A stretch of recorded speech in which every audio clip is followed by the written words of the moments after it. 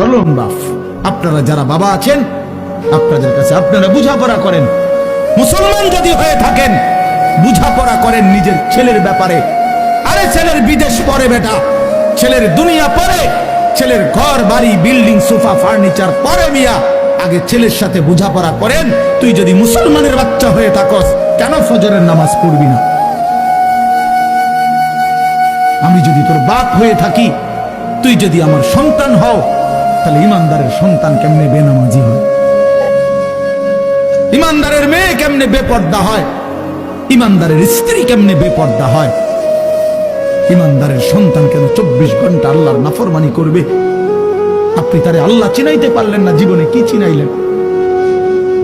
আপনি তাকে বানানে ওয়ালা চিনাইতে পারলেন না। আহা বন্ধু, করলেনটা কি? আহারে বাপ, কি করলেন আপনি? কার জন্য সোফা বানাইলেন? কার জন্য খাট বানাইলেন? আপনার বানানো খাটে আপনার অসভ্য সন্তান সারা রাত উলঙ্গ ছবি দেখে। আপনার বানানো সোফাতে বসে আপনার স্ত্রী ছেলে মেয়ে রঙিন সিনেমায় নর্তকীর নাচ দেখে টেলিভিশনে বসে বসে। সফলতা এটা? এটা সফলতা?